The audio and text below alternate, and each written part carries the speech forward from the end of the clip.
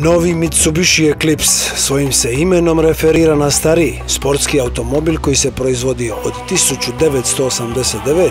do 2011. godine. No kako Eclipse ili Eklipsa označava pomrčinu nebeskog tijela, tako je Mitsubishi iskoristio nedavni prirodni fenomen pomrčine sunca za još jednu promociju svog posljednjeg crossovera.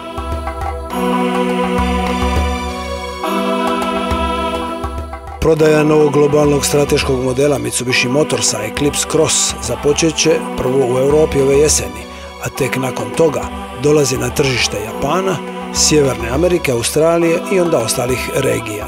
Bilo je stoga ovo njegovo prvo prikazivanje u Sjevernoj Americi prije velike premijere na sajmu automobila u Los Angelesu u prosincu.